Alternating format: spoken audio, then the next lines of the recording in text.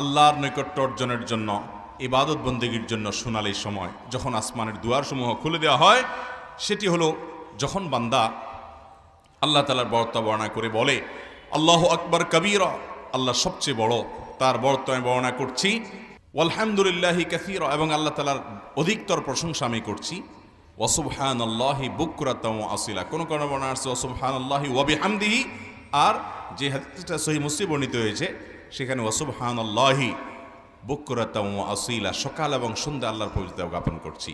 এই বাক্য যখন বান্দা পাঠ করে, আল্লাহর বড়ত্ব বর্ণনা করে, প্রশংসা করে, যখন বান্দা এই কথাগুলো বলে, এই জিকিরটা পাঠ করে, ওই সময়টাতে আল্লাহ রাব্বুল আলামিন তার জন্য রহমতের সমস্ত দুয়ারগুলোকে উন্মুক্ত করে দেন।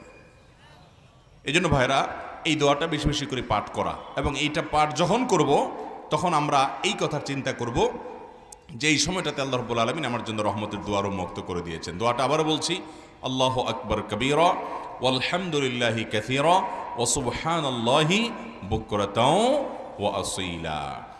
আব্দুল্লাহ ইবনে ওমর রাদিয়াল্লাহু তাআলা আনহু বর্ণিত হাদিস, যেটি সহিহ মুসলিম বর্ণিত হয়েছে, আরও অনেক হাদিসে কিতাবে আসছে। তিনি বলেন যে একবার নবী করিম সাল্লাল্লাহু আলাইহি সাল্লাম নামাজ পড়ছিলেন, সালাত আদায় করছিলেন, পিছন থেকে কোনো একটা লোক বলে উঠল, তার এই দোয়ার আওয়াজটি, এই জিকিরের আওয়াজটি নবী সাল্লাল্লাহু আলাইহি সাল্লামের কানে গেছে। তিনি বলতেছিলেন আল্লাহু আকবার কবীরা ওয়ালহামদুলিল্লাহি কাসীরা ওয়া সুবহানাল্লাহি বুকরাতাও ওয়া আসীলা। তখন নবী করিম সাল্লাল্লাহু আলাইহি সাল্লাম বললেন, কে এটা বলছে? নামাজের পর তিনি বললেন, এই বাক্যগুলো কে পাঠ করছে? তখন এক সাহাবী বললেন, ইয়া রাসূলুল্লাহ, আমি পাঠ করেছি।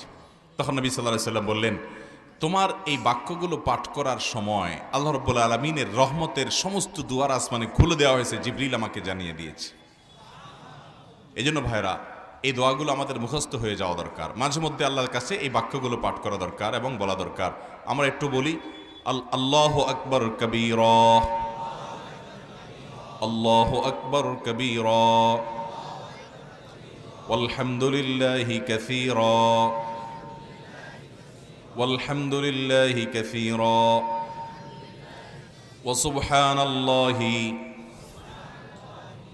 বুকরাতাও ওয়া আসীলা ওয়া সুবহানাল্লাহি বুকরাতাও ওয়া আসীলা।